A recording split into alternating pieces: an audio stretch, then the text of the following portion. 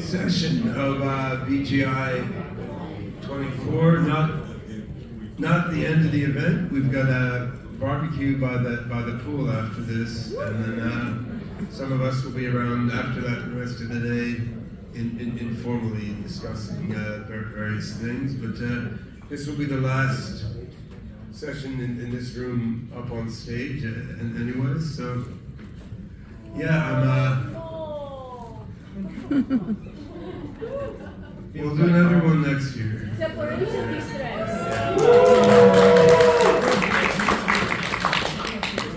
So yeah, first of all, I want to say I'm grateful to all of you who have taken time out of your life to come down here to Panama City and participate in the event. I mean, as well as to everyone who's participating online, listening to this live stream and engaging in the online discussions. I mean, life is just ridiculously busy for most of us in the current order of things, and taking 4 days for a conference plus a couple of days for travel. I mean, this is time that can be used for a lot of other things. I mean, I think obviously the topic is very, very important one for all of us, or I wouldn't be taking my own time for it, or asking others to take their time for it, right?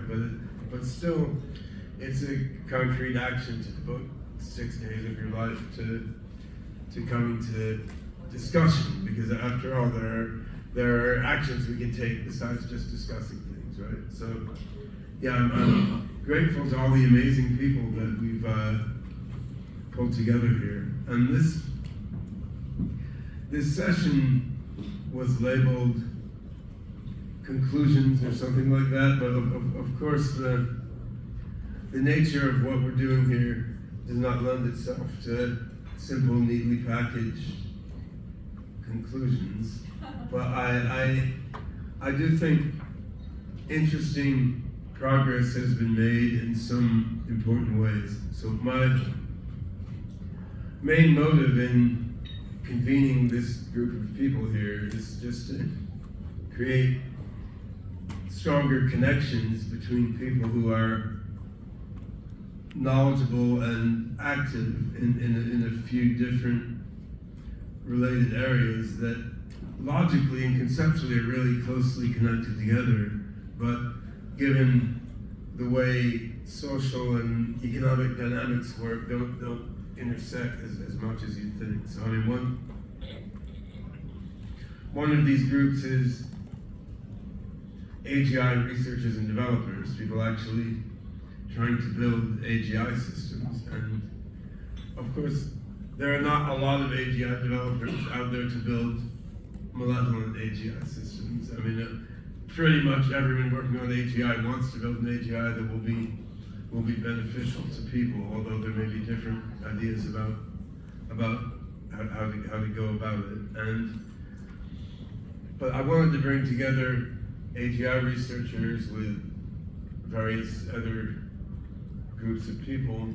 We have people focused on governance and human organization and decentralized governance in particular, and how do you structure groups of people to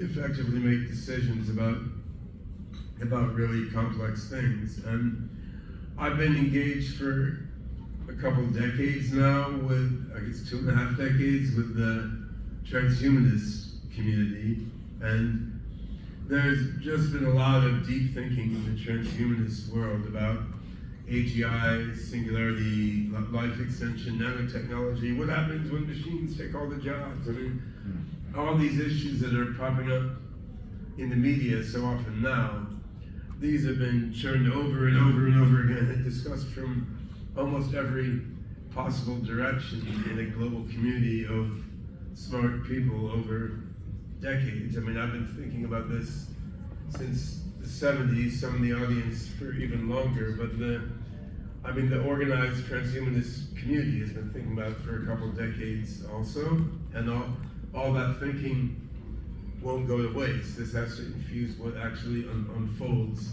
over the coming years. And then there's also the consciousness research community, because while we don't have an agreed scientific understanding of what consciousness is or how it works, yet this is an incredibly critical part of what we're doing with AGI, right? I mean, we're building machines that in some form are aware of the world and that may well have whatever kind of consciousness people have, maybe even more. We're also affecting human consciousness in all sorts of ways, even before we get to something like the singularity, and quite radically so afterwards. So having people who have been deeply engaged with understanding human consciousness from various perspectives, scientific and experiential, personal and transpersonal, seemed important that the consciousness community becomes connected with all these other different communities of people. And I think we've successfully mixed up, brilliant, open-minded, creative, curious people interested in and engaged in doing real things in the world. I mean, we've pulled together people like this from all these different communities I mentioned, and a whole bunch more. I mean, we have neuroscientists, we have entrepreneurs, we have great complex systems theorists, we have great diversity of people from different schools of thinking and walks of life. And I think getting this sort of breadth of thought and experience together to focus on the question of how to best work toward beneficial general intelligence. I think this is a quite important thing to do. I mean, of course, getting together and talking can't be the end game, but most of us here are engaged in the rest of our life with doing various concrete, impactful things in the world, right? And what I'm hoping comes out of this is that many people and organizations have made connections that they wouldn't necessarily have made otherwise, and these connections can then drive practical action in different ways than would have happened otherwise. And I mean, most of this, to be honest, will happen in an informal and unstructured way because people met each other and they want to do something together.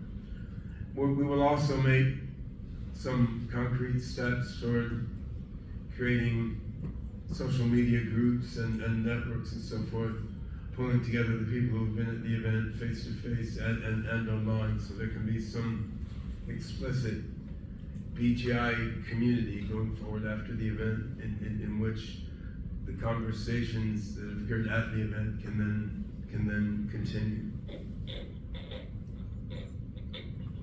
I want to briefly reiterate for a minute or two a couple of the themes I touched on in my opening remarks, because I think we may look at these things slightly differently given the discussions we've had during the last 4 days. So, no one has created human-level artificial general intelligence yet. None of us has a solid knowledge of when we're going to get there. I mean, there's known unknowns and probably unknown unknowns.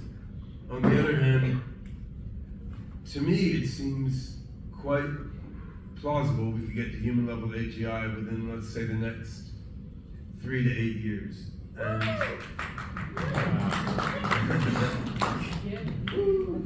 And there's at least 3 lines of converging evidence in my mind when I say that. I mean, one is the great Ray Kurzweil's experiments in curve fitting, and others before Ray have done similar exercises, and I should nod to Amara Angelica, who helped Ray with a lot of this work. Well, I mean, what he showed in his book, The Singularity is Near, and a bunch of subsequent work in his forthcoming book, The Singularity is Nearer.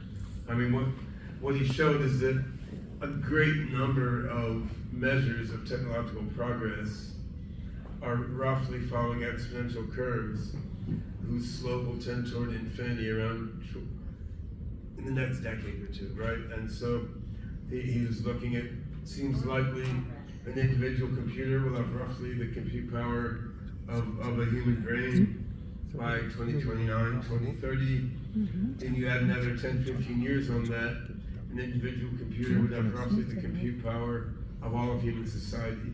And you know, this is a very crude way of looking at it. I mean, the AIs that we're working with now are not running on individual computers anyway. They're running on big networks. And then, of course, what is an individual computer? We're moving to quantum computing and so forth. But if you dig in depth into all the different measures of progress Ray has tabulated, it's a quite compelling case that we're in an era of exponential change.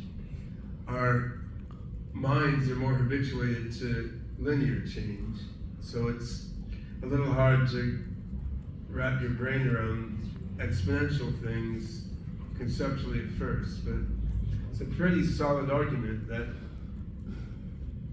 you know, we could be at human level AGI by 2029, 2030. And as I said in the initial remarks, my own view is once you get to human level AGI, within a few years, you could be a radically superhuman AGI, unless the AGI itself decides to throttle its own development out of its own conservatism. Because I think once an AGI can introspect its own mind, then, you know, it can do engineering and science at a human or superhuman level. It should be able to make a smarter AGI than an even smarter AGI, and what I.J. Good called an intelligence explosion, right? So that may lead to an increase in the exponential rate beyond even what Ray thought. Now, another line of reasoning that makes me think AGI may be coming soon is just LLMs. I mean, the same thing that has woken up so much of the world to the potential of AI. I don't think that LLMs in themselves are a viable path toward AGI. Like, I don't think you can add a few plugins onto GPT-5 and get human level AGI. I think the way they represent knowledge doesn't represent genuine understanding or world modeling, and so I think there's fundamental limitations there.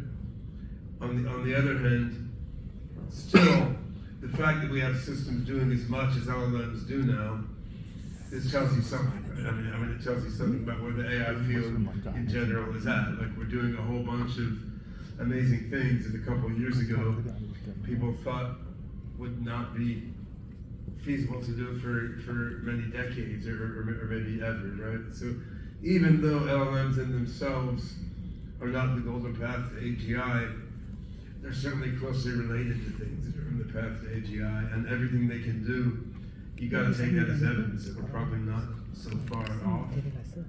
The third ingredient in my mind that makes me think we may be fairly close to getting human level AGI is what I see in my own work in the OpenCog Hyperon project and then the other associated software systems we're building in SingularityNet ecosystem, which is SingularityNet platform, Hypercycle, Nunet, and so forth. So when I look at what I think we can do with the OpenCog project, I mean, it seems like some small integer number of years we might be able to get there. I mean, we have a new AGI programming language, Meta, M-E-T-T-A, Meta Type Talk. We have an infrastructure for atom space, a knowledge metagraph that can span across many different machines and constantly do processing across these machines. We're launching the alpha version of the Meta language interpreter in April. This is still not remotely as scalable as it needs to be to build AGI. I mean, programs still run much too slowly for what we need to make a real thinking machine. On the other hand, we have a number of different lines of development aimed at massively speeding up and scaling up the Meta interpreter, and at massively improving and scaling up our ways of distributing atom spaces, knowledge graphs across many different machines, on centralized and decentralized networks of machines. It seems that by let's say this time next year, to be a little bit conservative, we should have a quite speedy and scalable version of OpenCog Hyperon. A year is a long time, maybe it will be much less than a year. On the other hand, in terms of the path to the singularity and the history of the human race, a year is a very short time, right? So, I mean, if within 6, 9, 12, 15 months from now, we have a massively scalable version of OpenCog Hyperon, we can then use that to do for multiple other AI paradigms what has been done for deep neural nets. I mean, deep neural nets have been around in practice since late 60s, early 70s. I mean, in concept since the 40s and 50s. And they only recently started doing amazing things because we put so many GPUs and so much data behind them. But the AI field has a lot in it besides deep neural nets. So you've got logic systems, you've got evolutionary learning algorithms, you've got sparse distributed memories. There's a great amount of other AI algorithms and paradigms that have been thought through in great detail by brilliant researchers over many decades. What we're aiming at with the OpenCog Hyperon framework, among other things, is to make a platform that lets these things scale up tremendously. So you can take a logic engine doing common sense reasoning. You can take an evolutionary learning algorithm, learning programs that help an agent do things in the real world or simulated world, and you can scale these up massively in a way that runs well across many processors and across many different machines. So if we can scale up these other sorts of AI algorithms in the same way that GPUs and associated software libraries have allowed scaling up of deep neural networks, I mean, then you've got something quite interesting in terms of progress toward AGI. And I spent a bunch of my career articulating a cognitive architecture which can combine AI algorithms from different paradigms together to hopefully achieve something like human level intelligence. And this was described in my 2-book series, Engineering General Intelligence, from 2014. I had a paper more recently called The General Theory of General Intelligence, which is both on the art side that goes through some of this. There's another paper I linked to in my introductory talk on OpenCog Hyperon. So if it was just optimism about my own project, I would doubt my intuition a little more because everyone's going to overestimate their own work. I mean, you sort of have to drive yourself forward. But looking at Ray Kurzweil and others and their high-level prognostication of just the rate of advance of supporting technologies, and then looking at what other AI approaches like LLMs are doing right now, and looking at the super exciting prospects for my own team's AI work, all of these are pointing in very similar direction, which is it could be 3, 5, 8, 10 years to human level AGI. It's probably not 20, 30, 50, or 80 years or something. Now, could be wrong. It could be you need like a quantum computer with 1 million qubits or something, right? But I see no scientific reason to believe that right now. Like the evidence doesn't seem to point in that direction. And so, if this is accurate, and I think even reasonably skeptical people will now admit this has a decent chance of being accurate, right? So if this even has a decent chance of being accurate now, I mean, this means that figuring out how to make this AGI beneficial in some meaningful sense is a fairly urgent problem, right? I mean, it's not as urgent as it could be. It's not like we've created the human level AGI and we really want to push the trigger, but we just want to double check if its ethics module works, right? So we're not at that point yet, but what if we're at that point 5 years from now, right? So then we would like to have thought things through rather thoroughly before we get to that point, right? And who's going to do that thinking through, right? So is that the board of OpenAI? Well, I certainly hope not. Based on recent information well distributed in news media, right? So is it the Chinese government? Well, probably better off if it's not them. I mean, they've done a lot of great things and uplifted a huge amount of people from poverty, but they've got a very particular mindset, right? So it seems like if this is the decision that humanity is going to face, and that some particular AGI development team is going to face, we want to accelerate the richness of our understanding of the beneficial AGI problem. And I don't think we're going to come up with any guaranteed solution to beneficial AGI. I mean, on a formal level, that seems mathematically not feasible. Just on a human and conceptual level, it seems kind of ridiculous given the chaos of human society and the fact that we don't understand physics and all sorts of other uncertainties that abound. But I don't think the lack of a guarantee means that we can't strongly bias the odds in favor of beneficial outcomes. Essentially everything ever done in human history has been done without a guarantee, including human prehistory. Like, proto-humans had no guarantee that developing tools in agriculture would not lead to an apocalypse either. So we've got to be comfortable with moving forward without a guarantee and biasing the odds in favor of beneficial outcomes anyway. And I think that radical deceleration is just not going to happen, even if some people think it would be a good thing, because AI already just delivers so much value to so many people.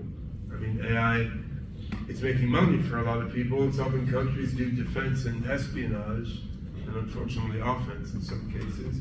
It's also doing huge good for people already in medicine and education all over the place. I mean, there's really no precedent for something that's so economically, humanly, and militarily valuable being slowed down and stopped. Like, it doesn't seem like what's gonna happen, even if it was the best thing to do, which I don't necessarily feel like it is, right? So, seems like we're going forward.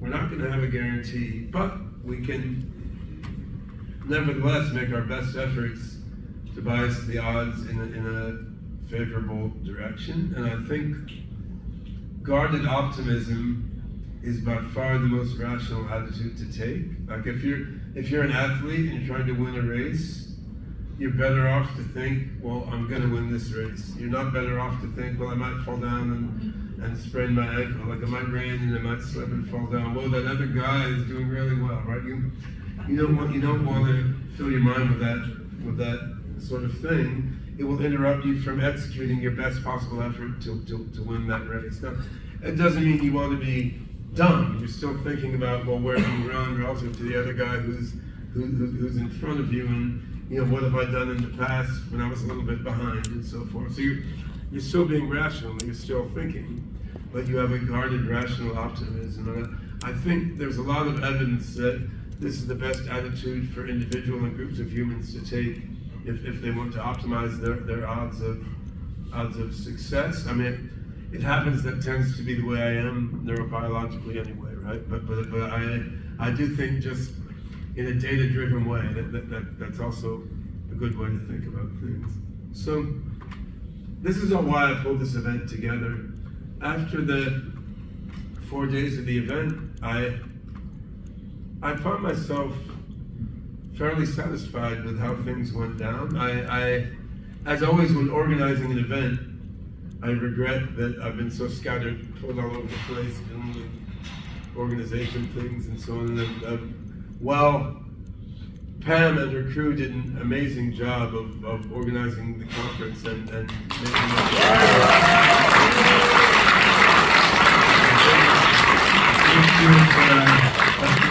that day, and then for, I don't want to run through the list of everyone else because I'll forget someone, but everyone else who helped make this an amazing event.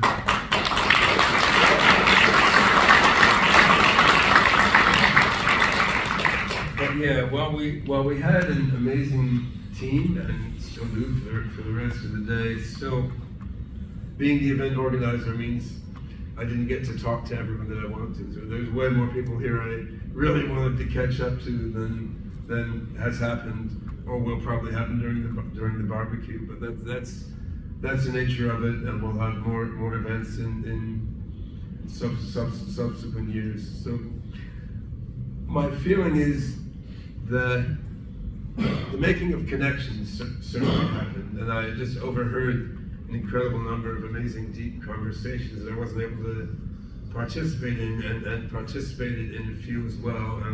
I'm hoping that a few minds were open to alternate perspectives than people came in with. I mean, maybe someone who was convinced we have to tightly control AI started thinking maybe open-ended intelligence is not so insane. Maybe someone who was thinking purely about open-ended, pure self-organization started thinking, well, maybe some thought to risks and safeguards is important to channel self-organization in a good way. Maybe some people who weren't thinking about governance and how you organize groups of people to guide projects started thinking, well, this is something interesting and maybe an important aspect of how the AI evolves. It's not just about the algorithms, right? So I could run through a list of another 100 cross-pollinations that I sort of heard happening out of the margins of my earshot as I walked around. So I think the cross-pollination I was hoping for has happened, and my hope is that this is the beginning of the process of crystallizing a way of thinking about BGI, which is different than the standard narratives out there. So there's a standard narrative emerging, like AGI is potentially super dangerous, and we've got to regulate it. We've got to figure out how to put in filters and rules to control it so it doesn't do the wrong thing. We've got to constrain it. We've got to figure out how to make sure it doesn't have free will. And that's one narrative that's out there.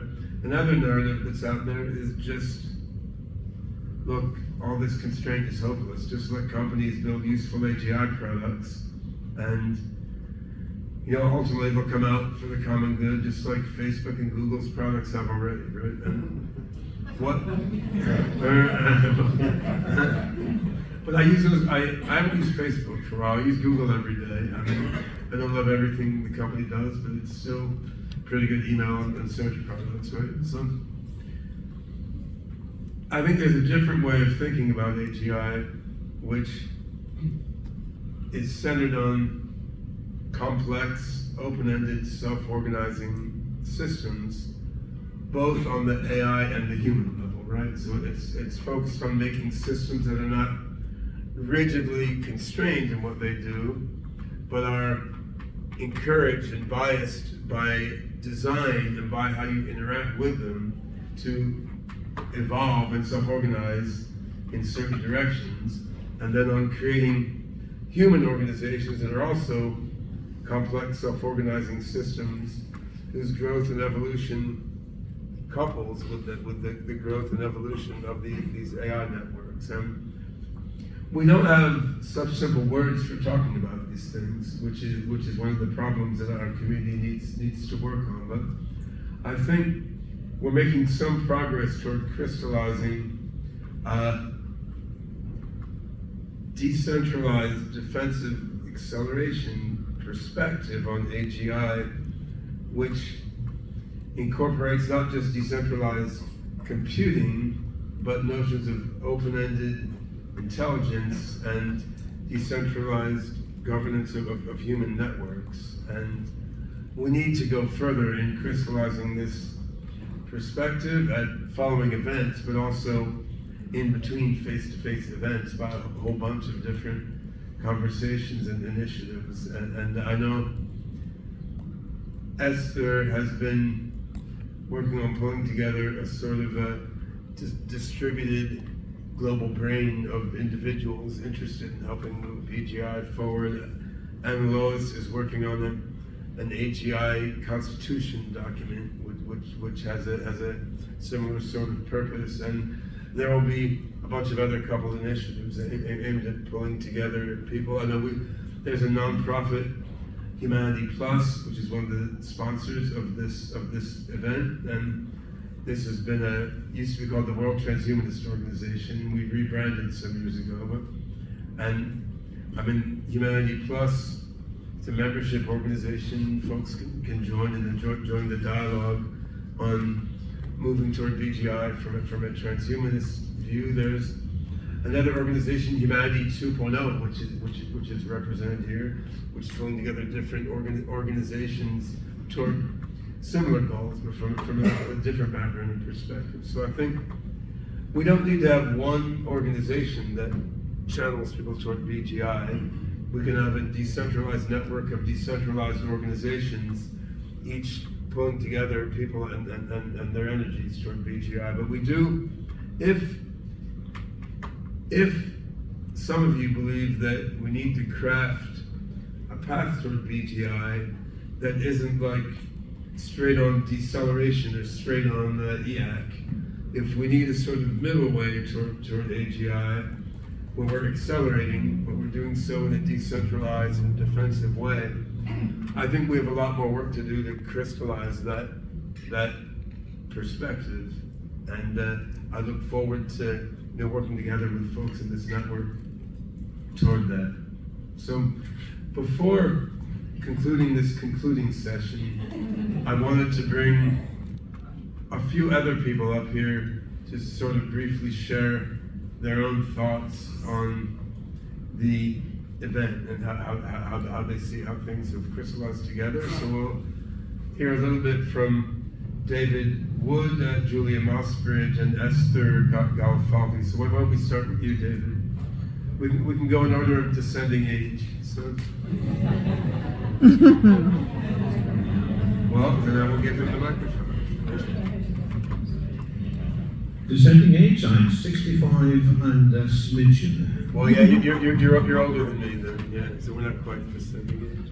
Ben, did you say you were fairly satisfied with this conference? I think you should be a lot more than fairly satisfied. I think you should be extremely satisfied with it.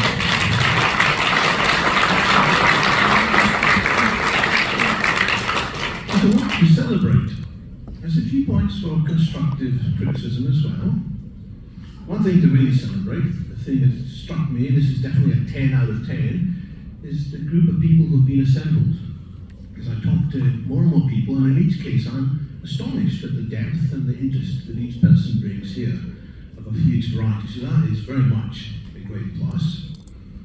Another thing to celebrate is Ben's embracing of risk. I'm not talking about risk of AGI, I'm talking about risk of putting on weird sessions in the conference on weird topics elsewhere. And I think that largely worked. There were a few sessions that didn't quite work so smoothly, but hey, if you're doing experiments, you won't expect them all to succeed. There's a few people here who need to get presentation training, dare I say it, including some of the smartest of you in the room. You may be very smart, but you maybe aren't always great at speaking concisely and engagingly. But hey, we can learn this together. The decentralized nature of this conference troubled me sometimes. I thought, decentralized, disorganized, what have I let myself in for? Especially when the schedule started getting later and later. But then I put my brain into a different mode. I said, you know what? This is a different way of doing things. And when I did that, and I became a decentralized brain as well, my goodness, it worked very well. So we'll just have to get used to that. And occasionally there may still be scope for a little bit more organizing, but getting that balance right is a hard ask. Something else I didn't think worked so well is some of the discussion on ethics. I found that was a bit flat. I didn't find myself illuminated by that.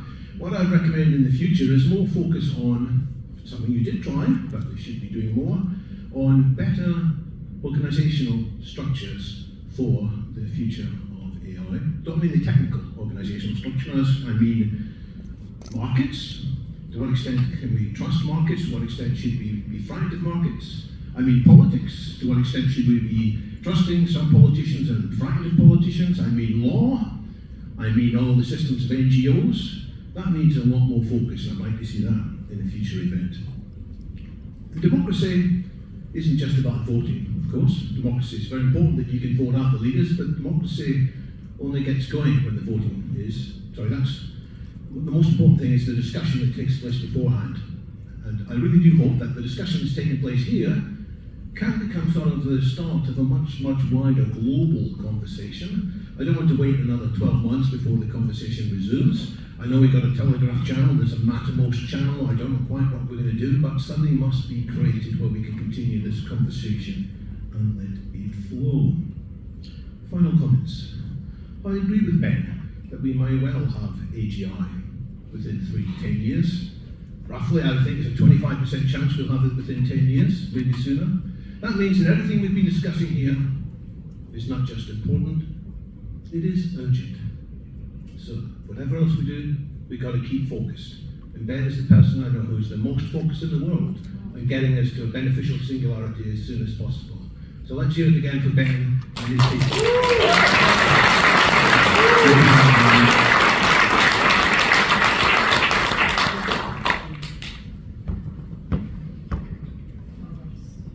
So my first, most flippant summary of the conference is good things happen when you give millions of dollars to hippies.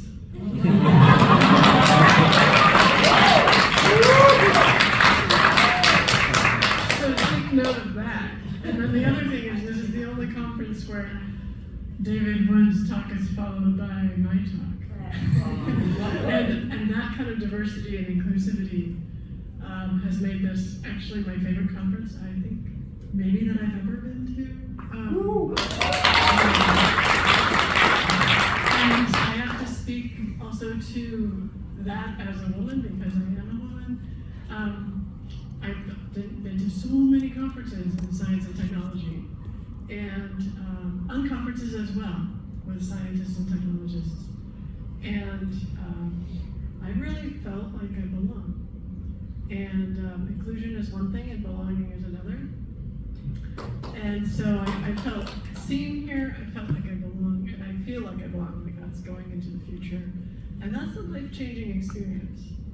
So I feel like what's going on here, sort of my summary, my less flippant summary of what went on here over the last couple of days, last few days, is that the reason why we're interested in creating beneficial general intelligence is because we're trying to solve what I call the human problem, which is that we've been around for a long time and we still haven't figured out how to be with ourselves and how to be with each other in a way that feels good. We just haven't figured it out. And so we continue to build things to try to figure that out. Like as humans, when we started using fire to cook our food, we were trying to figure out a better way to feel okay and to feel okay with each other. And beneficial general intelligence is, in fact, the future goal or the future vision that Ben holds and that Singularity Net holds and that everyone in this room holds in different ways. In a way, is the thing that's causing us to find better and better solutions to the human problem. In other words, it's already doing its work, sort of backwards in time, by getting us to connect with each other in a diverse way and address these questions. We are part of the processing system of that future BGI right now. So when we talk about governance, we can ask, how does the future goal actually govern the past? Well, in a way, that future goal, that vision that we have, is governing our interactions by being the goal that we share. So these are some thoughts.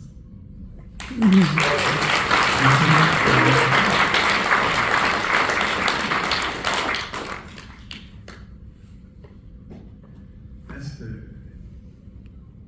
take the one microphone. So one of the things that I felt during my time here was quite unexpected. As I went through the conference, I felt like this was family, which I found really surprising because in the past I haven't always felt really comfortable in groups, especially large groups where I don't know most of the people. But there is a huge family atmosphere here.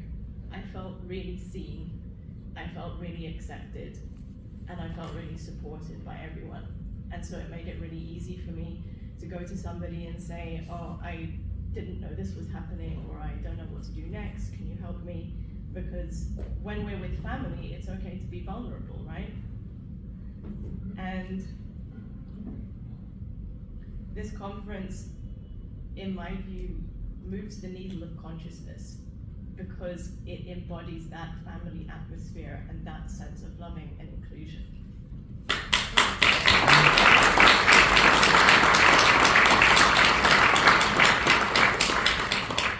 The way that I think about governance is to bring that into the systems that we are building. So the conversations that we've had so far at this conference have been really amazingly diverse. So we've gone from the technical all the way to the very human. And I think both of those are necessary. When we think about governance, governance is really about how we live together and how we work together with all of our differences. It's not about erasing our differences or trying to shout out so that we have some kind of way forward. It's about including all of our differences. And I felt that really happened here. Everyone was included, and I feel like everyone had a chance to speak, and that was a very nurturing environment for people to be in.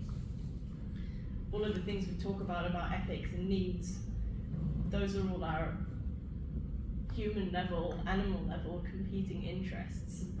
And there are so many exciting opportunities to create tools to engineer collaboration and engineer, let's say, logistical, the logistics of gathering people and making decisions. But you can't engineer with technology the human heart. So you have to bring the technology together with ways that we can engineer the human heart, which is this sense of connection and belonging that we create together. In the human heart, there is so much light, but there is also a huge amount of darkness. And that is a theme that came up for me quite a lot during this conference, that we must face the darkness before we can all move into the light with our technology. And the AGI and ASI that are created going forward will really be shaped by those things, by our capacity to face the darkness together and to be able to transform that energy. In Mahina's talk, we talked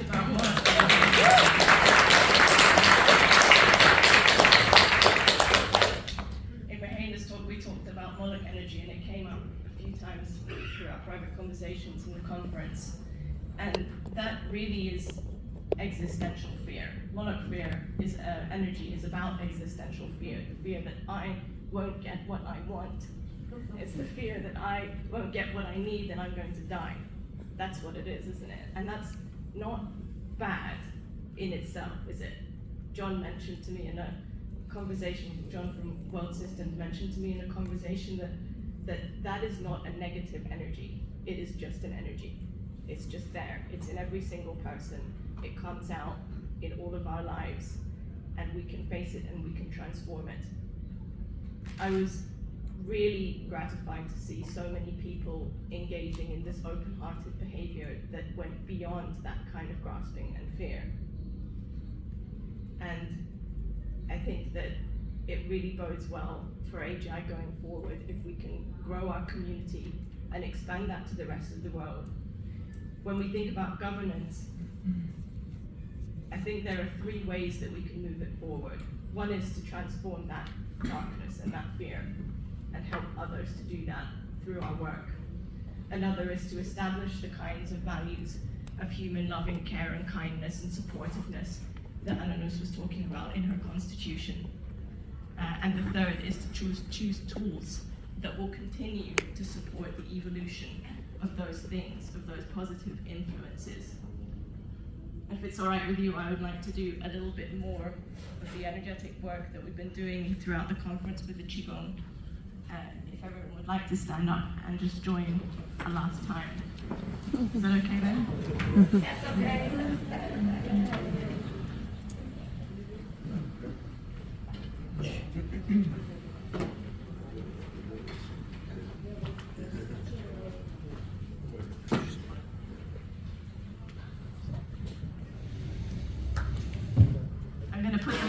you can just follow. It's not going to be difficult. It'll be pretty much the same that we did at the opening.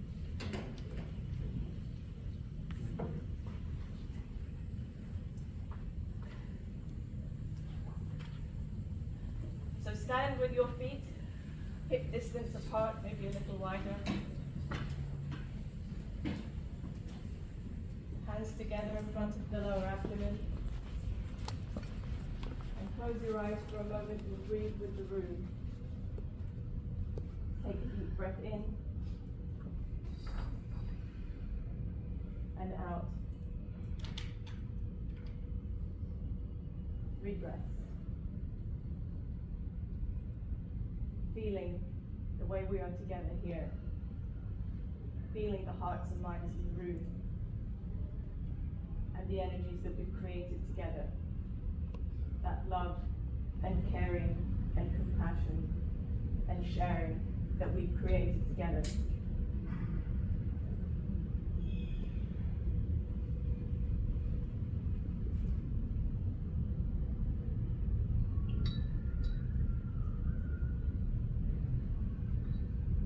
Now open your eyes.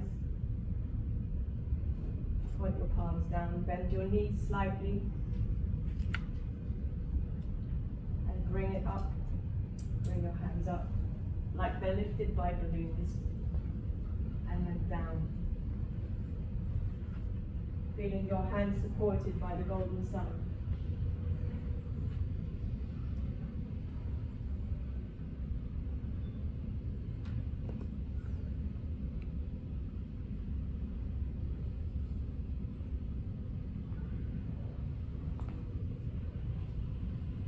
Move the golden sun through the body.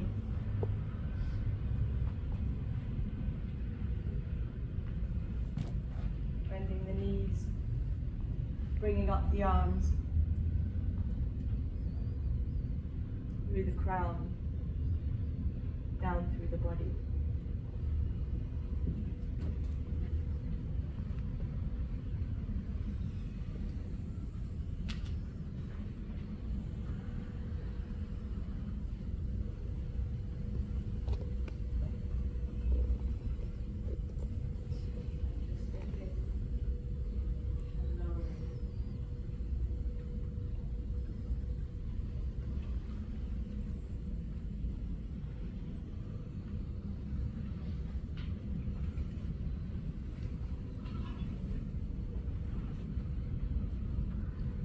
Bring your hands to the lower abdomen. Step in slightly. Narrow the stance. Raising the golden wings. Raise up the balls of the feet. Bring down and gather in. And expand. Chest expands. Heart opens. Gather in the love and expand the heart. One last time.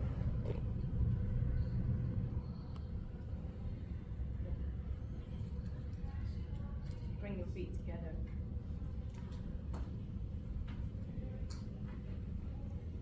Touch the star. Bring its light down.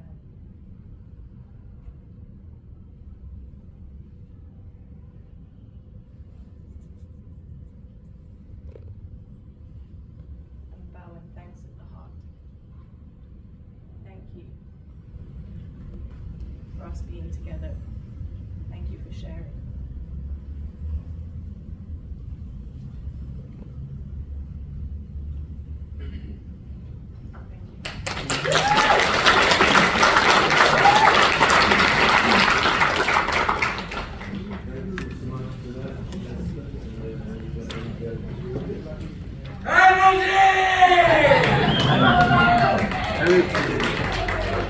Yeah, so I think one lesson flooding in my mind as we complete that exercise. One lesson floating in my mind when completing this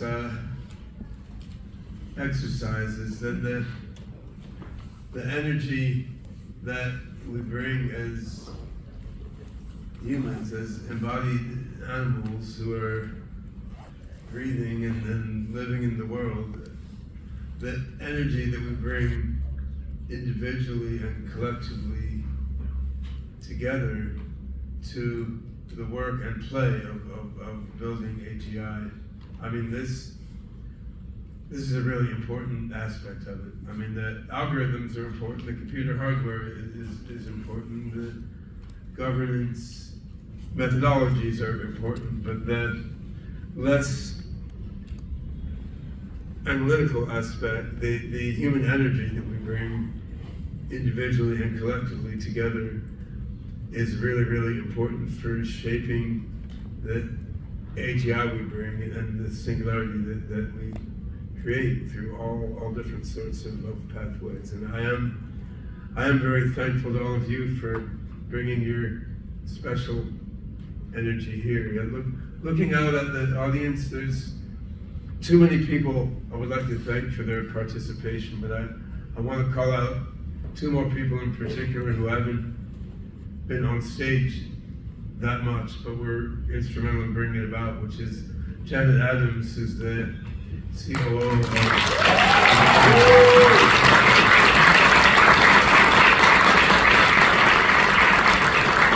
as well as her skill in organization and expertise on AI ethics and governance and so forth. She's been a tireless force for diversity and inclusion in all the events we put on, which I think has really paid off in terms of just the quality of the discourse we have here. And then Mihaela Ulieru as well.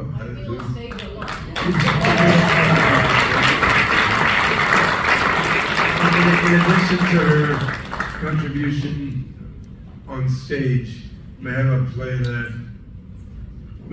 a huge role in just pulling in so many amazing people to the event from her own history and experience. So really there's a couple dozen other people I should be thanking as well, but it would take too long and I'd forget their names, so we can leave it at this. But yeah, thanks very much to Mihaela and Janet as well.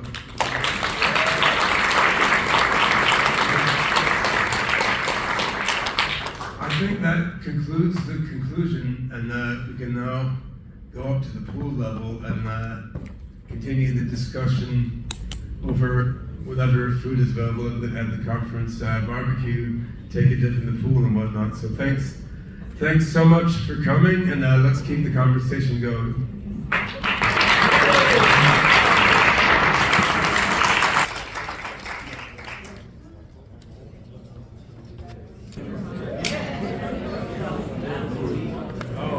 Actually, the barbecue is here in the Neva restaurant on this level. All right. So don't go